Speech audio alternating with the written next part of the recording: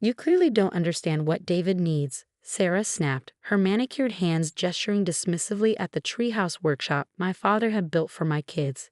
This space is wasted on your children's little art projects. My son is a gifted scientist. I stood in my backyard, watching my sister-in-law march around the carefully crafted workshop where my twins, Emma and Lucas, had spent countless hours tinkering with their grandfather before he passed. The space was their inheritance, specifically mentioned in Dad's will as the creative workshop for my beloved grandchildren. But Sarah had other plans. My name is Olivia Parker, and at 35, I never expected to be fighting my brother's wife over my children's inheritance. The workshop wasn't just any treehouse. It was a 2-story masterpiece my father had spent his retirement building, complete with proper electrical wiring, workbenches, and storage space for all the kids' projects. He'd been a high school science teacher who believed in hands-on learning, encouraging my twins to explore their creativity through both art and science. David needs a proper lab, Sarah continued, pulling down the art supplies my kids had carefully organized. These childish supplies are taking up valuable space. My son is already reading at a college level, and his IQ test results prove he's exceptional. This space should go to someone who'll use it properly. I watched her toss my children's projects into a garbage bag, fighting to keep my voice steady.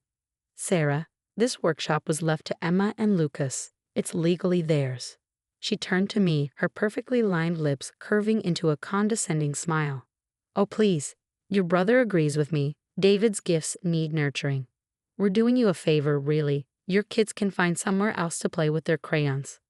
The worst part was she wasn't lying about my brother, Mark. He'd always been easily influenced by Sarah's aggressive personality, and lately he'd become obsessed with proving their son was some kind of prodigy. The fact that David was only 7 and already being pushed so hard worried me, but my concerns fell on deaf ears. 2 days later, I came home from work to find the workshop completely transformed. My kids' art supplies, science projects, and tools were gone, replaced with expensive-looking equipment I knew Sarah had bought with the money from selling my children's things. She even changed the locks. Emma and Lucas stood at the window, watching their cousin David enter their workshop with an armful of textbooks. "Mom," Emma whispered, her voice trembling, "Grandpa wanted us to have that place. He said so."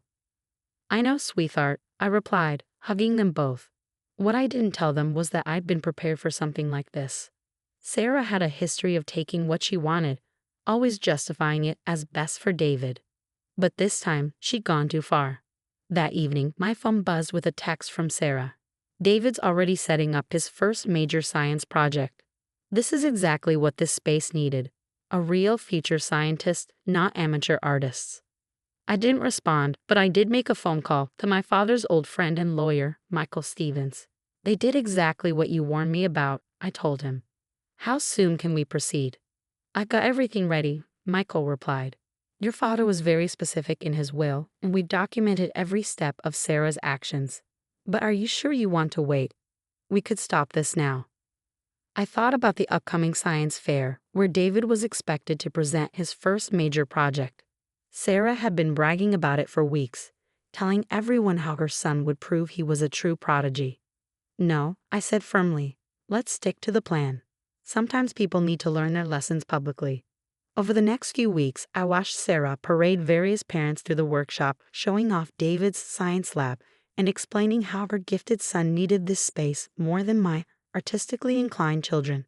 Each time, she made sure my kids could hear her, as if their pain somehow validated her actions. Emma and Lucas, however, didn't stop creating.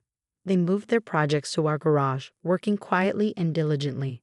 I noticed they were spending a lot of time with their grandfather's old research notes. But I didn't pry. They had always been self-motivated, and I trusted them to find their way.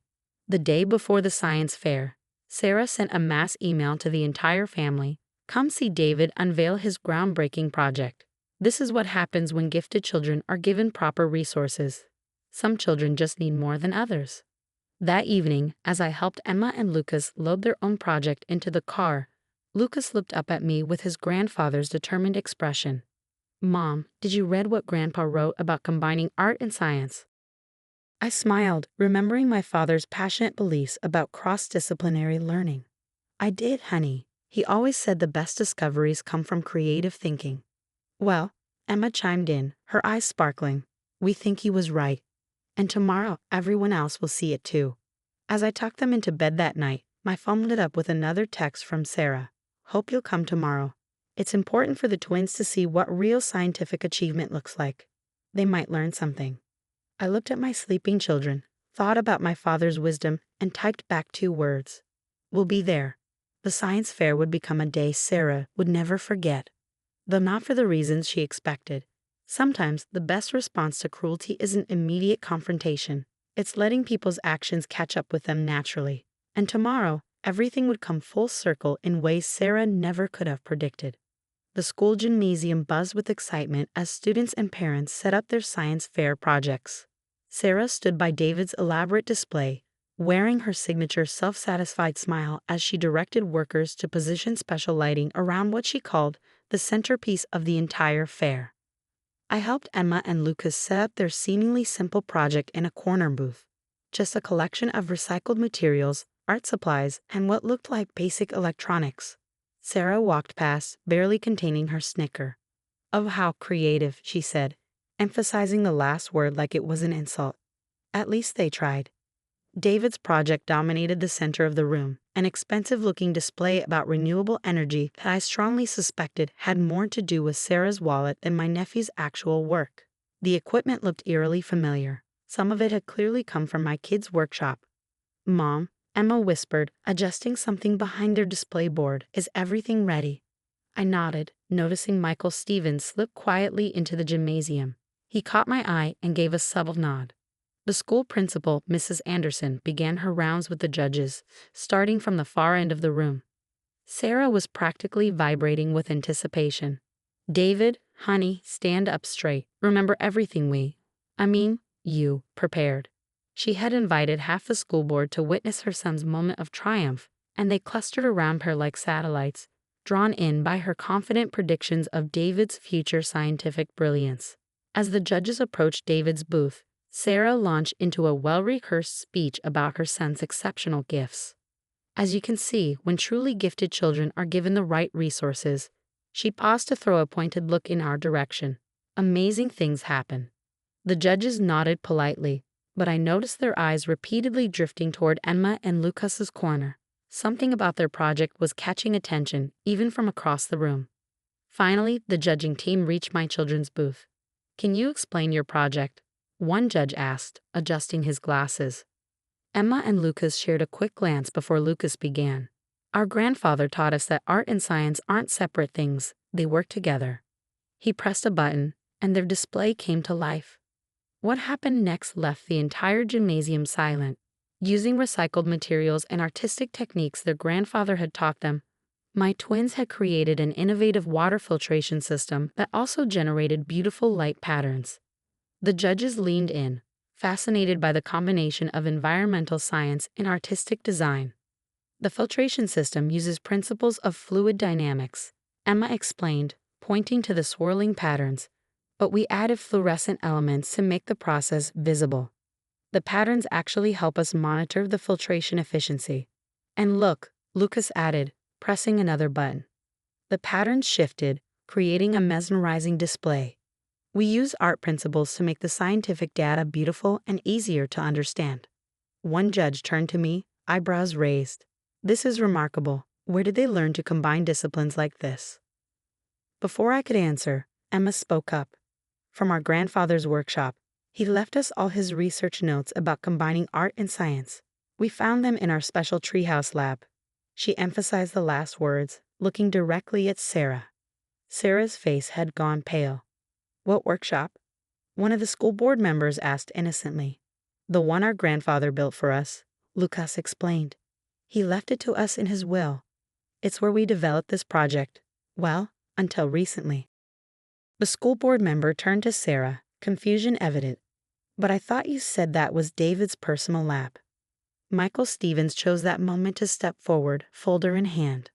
Actually, he said clearly, I have the will right here.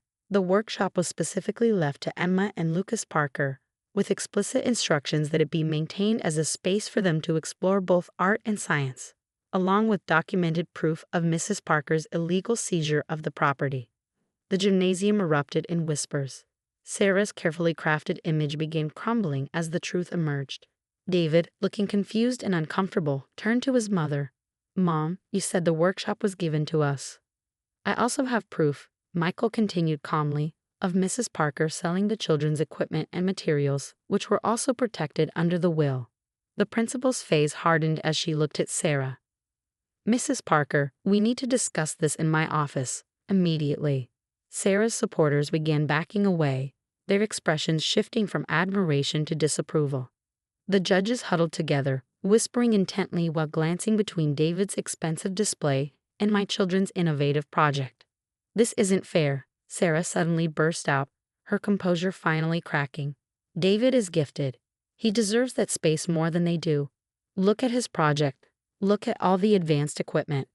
"The equipment you stole from us," Emma said quietly, but her voice carried in the now silent gymnasium. "We didn't need expensive things. Grandpa taught us that science is about creativity and observation, not just fancy equipment." As Sarah was led away by the principal, the judges finished their deliberations. The tension in the gymnasium was palpable. David stood alone by his project, looking lost and embarrassed. Despite everything, my heart ached for him. He was just a child caught in his mother's overwhelming ambitions. Before we announced the winners, the head judge began. "We want to note that our decision was based solely on scientific merit, innovation, and presentation." He paused, making eye contact with various participants. "The first place award for this year's science fair goes to Emma and Lucas Parker." The gymnasium erupted in applause. My twins hugged each other, their eyes shining with a mixture of joy and vindication. Their project had won, not because of expensive equipment or privileged access, but because they truly understood what their grandfather had tried to teach them, that the best discoveries come from combining creativity with scientific thinking. Later that evening, as we packed up their project, Mark, my brother, approached us. He looked tired and ashamed. "Olivia," he said quietly, "I'm sorry. I should have stopped Sarah. I got caught up in all her talk about David being gifted, about needing special resources." "It's not just about the workshop, Mark," I replied, watching Emma and Lucas carefully wrap up their project. "It's about respecting Dad's wishes, about letting children develop their own interests instead of forcing them into roles we choose for them." He nodded, glancing over at David, who was sitting alone, his expensive project already dismantled. "I know. We've been pushing him so hard to be this perfect scientific prodigy that we never asked what he actually wants." As if on cue, David wandered over to Emma and Lucas. "Your project was really cool," he said hesitantly. "The way you made the water patterns light up. Could you maybe show me how you did that?" My twins exchanged glances, then Emma smiled. "Sure. Actually, Grandpa left lots of notes about combining art and science. If you're interested." The next week, with Michael's help, we reclaimed the workshop. Sarah was facing legal consequences for her actions, and Mark had agreed to family counseling to address the pressure they'd been putting on David. As we cleaned up the space, returning it to its original purpose, I found one of my father's old notebooks. Inside, he had written, "Science without creativity is just procedure. Art without understanding is just decoration. The magic happens when we let them dance together." Emma and Lucas installed their science fair project in one corner of the workshop. To my surprise, David started visiting regularly, not to conduct elaborate experiments, but to learn from his cousins about finding his own path between art and science. It turned out he had a talent for technical drawing and loved illustrating scientific concepts. 3 months later, Sarah called me. Her voice had lost its usual arrogance. "I was wrong," she said simply. "I was so focused on proving David was special that I couldn't see how much I was hurting him and your children. I'm in therapy now, trying to understand why I felt such a need to compete, to take from others." I listened quietly, thinking about how much had changed. The workshop was alive again with the sound of children's laughter and experimentation.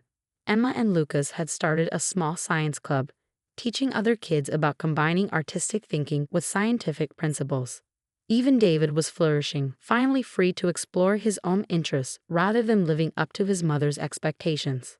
"The workshop is open to David whenever he wants to visit," I told Sarah. "But it has to be his choice, not yours." As I hung up, I looked out at the Treehouse workshop where my father's legacy lived on, not just in the physical space, but in the lessons he had taught about creativity, curiosity, and the importance of letting children find their own way. Emma and Lucas had proven that sometimes the best revenge isn't about winning or punishing others. It's about staying true to yourself and letting the truth emerge in its own time. My father would have been proud, not just of the science fair victory, but of how his grandchildren had understood his most important lesson. The greatest discoveries come not from competing with others, but from being brave enough to follow your own path, even when others try to tell you it's the wrong one.